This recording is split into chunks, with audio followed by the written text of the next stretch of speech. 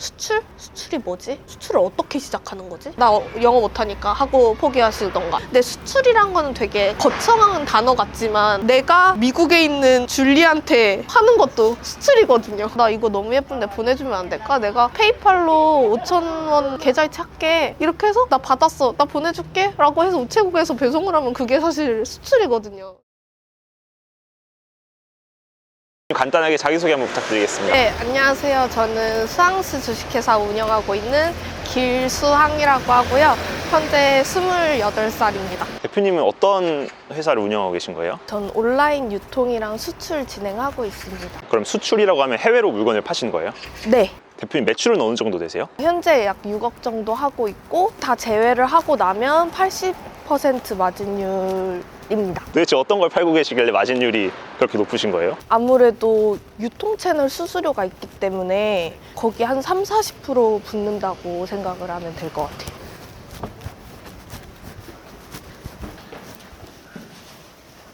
약간 요런 스티커 제품들이랑 요런 콜렉트북 제품이 주요 제품입니다. 스티커 한국어 해가지고 네, 좋아하는 글이라든지 좋아하는 사람 이름이라든지 이런 거를.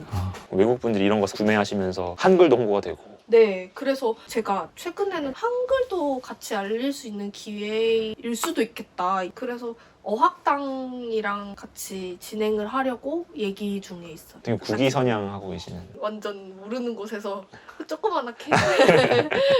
근데 이런 스티커 사업을 어떻게 생각을 하시게 된 거예요? 대부분 4학년 때는 취준을 하기 때문에 그렇게 수업들이 없어서 친구랑 이제 취준 준비하면서 스트레스 해소 겸 취미를 시작을 한 건데 이제 꾸미고 붙이고 이런 게 너무 재밌어서 그러다가 이제 화려하고 우리 컨셉에 맞는 거를 조금 한두 가지 정도 만들어 볼까? 라고 해서 조금 되게 못생긴 캐릭터 하나를 만들었어요. 정말 무작정 이거를 한번 올려보자 해서 인스타에 업로드를 하게 됐어요. 인스타 반응이 막 엄청 좋지는 않았죠. 팔로워 넘는데. 근데 이거 알리고 싶은데 어디라도 나가보자. 플리마켓처럼 책상 놓고 식탁보 덮어서 그냥 파는 그런 데를 한번 나가보자. 부스비가 그때는 4만 원이었거든요. 그래서 친구랑 같이 나갔는데 저희가 12만 원을 번 거예요. 우리 빵 원일 줄 알았는데 12만 원이나 벌었네? 대박이다. 그리고 이제 인건비는 생각 안 하고 이제 행복한 거죠. 이제 친구랑 같이 12만 원 갖고 우리 뭐를 해보자라고 하는데 12만 원으로 소규모 제작하는 업체가 없는 거예요. 그래서 부모님한테 각각 60만 원을 빌렸어요. 100만 원 정도면 소규모 제작이 가능하거든요. 120만 원으로 조금 화려한 스티커를 만들었죠. 근데 그때 갑자기 컨셉이 그 당시에 딱 맞아서 폴꾸라는 게 새로 시작할 때였거든요. 폴꾸요? 그게 이제 폴라로이드 꾸미기라고 좋아하는 아이돌을 그래서 인화를 하면 그 주 테두리를 꾸미는 거죠. 그게 이제 유행하기 막 시작했을 때 저희가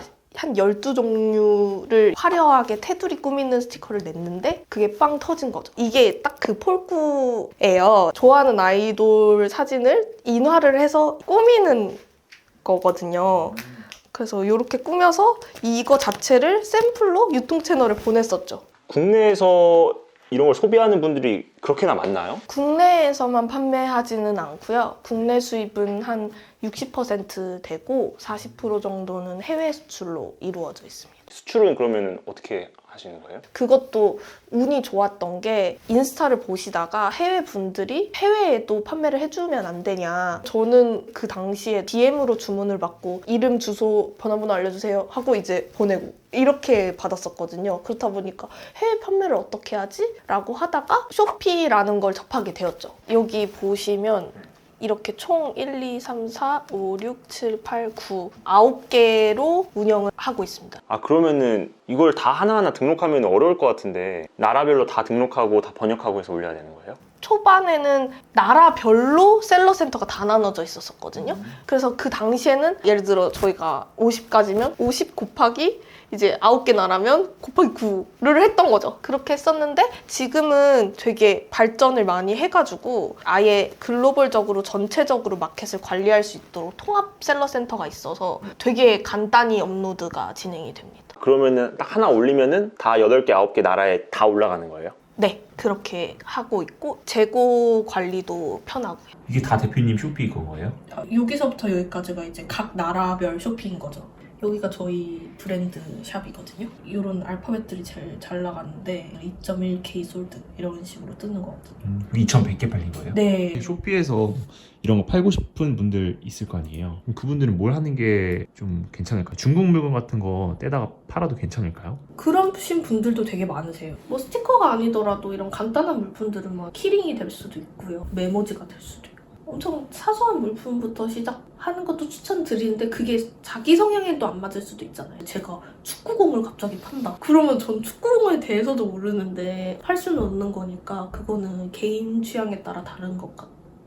그럼 기존에 국내에서만 팔고 계시던 분들도 진입하면 괜찮을까요? 그쵸. 국내 자체 브랜드가 있으면 제일 베스트긴 하지만 그 브랜드가 여기 이 시장에 맞는지도 일단 검증을 먼저 해봐야 될 것 같기는 해서 국내 브랜드가 갖고 있다고 해서 모두 잘 될 거라는 말씀은 드릴 수는 없는 거고 그거는 검증의 단계가 필요할 것 같아요. 알아보고 시도는 해볼 수 있다. 네, 그렇죠. 올리는 거는 그냥 내 노동이 들어가는 거지. 안 팔리면 그만인 거고 일단 시도는 해볼 수 있는 거니까. 저는 개인적으로 한국에 있는 셀러들이 네. 한국에서 그 좁은 땅덩어리에서만 팔려고 막 하시잖아요. 해외 그냥 올리면 그냥 팔면 되는 건데 네. 왜 안 팔지라고 생각을 하거든요. 네. 어떻게 생각하세요? 저도 완전 동감을 하는 게 결국에는 파이를 나눠 먹을 수밖에 없어요. 인구가 한정되어 있으니까. 나라 하나만 선택을 해서 100명만 사도 뭐 1000명만 사도 파이가 완전 말도 안 되는 거니까 그거를 조금 눈을 돌려보셨으면 하는 바람이 있죠. 근데 제가 한국 셀러라면은 아니 이게 해외에다 파는 건데 그럼 내가 이거 해외에다가 하나하나 다 물건 배송해줘야 되는 거 아니야? 이렇게 생각할 수가 있는데 저도 그 부분이 제일 초반에 걱정을 했었던 게 배송비 문제거든요. 제가 쇼피를 선택한 이유 중에 하나도 이제 도어 투 도어로 아예 회사에서 픽업을 해주시고 그 동남아 소비자분들한테까지 이 서비스를 물류 서비스를 제공을 해주시고 계시거든요. 일단은 저희 회사 앞에서 픽업 기사님 오시고요. 그러면 저희가 100건이 된다. 그러면 100건을 싸서 이제 앞에 놔두면 픽업 기사님 그거를 가져가시고 그거를 국내 로지스틱스로 먼저 배송이 돼서 거기서 통관 처리를 다 한 후에 선적을 해서 이제 싱가포르면 싱가포르 도착을 하면 그 나라에서 개인 배송으로 진행이 되는 거죠. 집 앞에 물건을 냅두면은 쇼피에서 알아서 해준다. 네, 그렇죠. 저희는 되게 시간을 절약을 하게 되죠. 그래서 그 물류 부분이 제일 쉽고 업로드 부분도 나라가 많지만 동시에 업로드가 가능하고 그리고 쇼피에서도 번역 서비스를 제공을 하고 있거든요. 그래서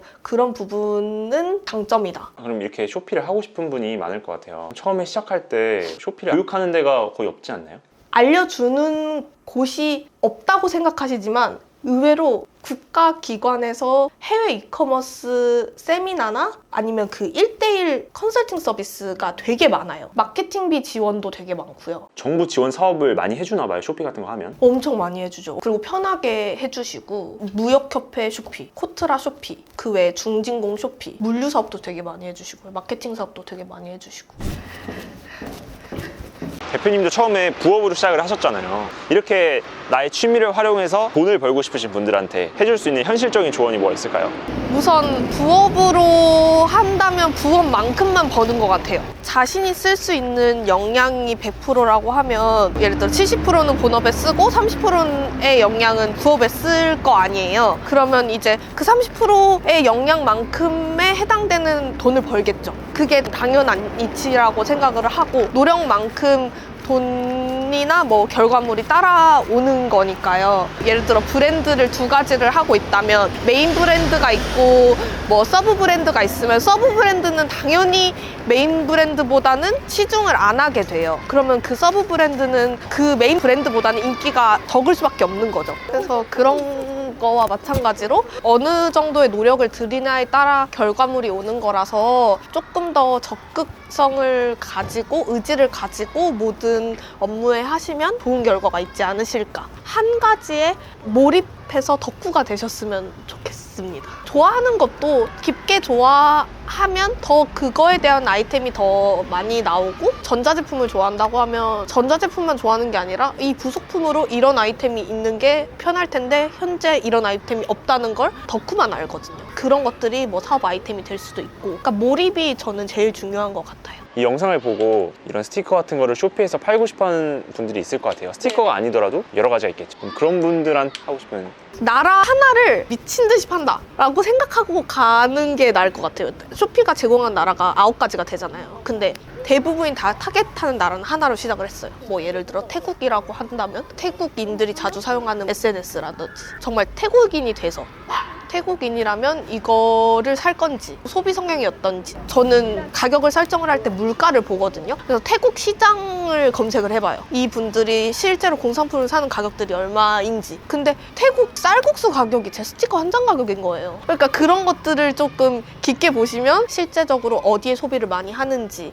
어떠한 성향이 있는지, 이것도 이제 몰입의 한 종류인 거죠. 깊게 파서 그 나라의 사람이 된다든지 한 번 가보기도 할 수도 있고요. 그래서 한 나라를 딱 잡고 이 나라를 내가 잘해봐야겠다라고 생각을 하고 그렇게 해보는 걸 추천드려요. 제가 수출을 처음 할 때 했던 고민들이 사실 모든 사람들이 다 했던 고민이라고 생각을 하거든요. 수출? 수출이 뭐지? 수출을 어떻게 시작하는 거지? 뭐부터 해야 되지? 그거? 그래, 수출을 하겠다고 마음을 먹었어. 그럼 얘 어떻게 보내지? 물류를 어떻게 하지? 이게 걱정인 거고. 그러고 나서 그래, 물류 보내는 거 알겠어. 근데 얘랑 어떻게 소통하지? 나 언어 한국어밖에 못하는데? 물류까진 되더라도 나 영어 못하니까 하고 포기하시던가, 영어랑 이거를 할 수 있어. 근데 물류의 기반이 없으시던가, 아니 수출 자체를 어떻게 시작을 할지를 모른다던가. 근데 수출이란 거는 되게 거창한 단어 같지만 내가 미국에 있는 줄리한테 하는 것도 수출이거든요. 그래서 줄리라는 애가 나한테 DM을 보냈어. 나 이거 너무 예쁜데 보내주면 안 될까? 내가 페이팔로 5,000원 계좌이체 할게. 이렇게 해서 나 받았어. 나 보내줄게. 라고 해서 우체국에서 배송을 하면 그게 사실 수출이거든요. 어렵게 생각할 필요가 전혀 없어요. 네, 어렵게 생각할 필요가 없는데 수출이라는 단어 자체가 이제 거부감이 들 수도 있고 어렵다고 느낄 수도 있을 것 같아요. 저도 그렇게 생각을 했으니까. 해외 자사몰을 저희가 여는 건 부담스럽잖아요, 처음에. 그러니까 해외 이커머스를 먼저 접근을 해서 진행을 하면 거기에서 제공하는 뭐 매뉴얼이나 방식들을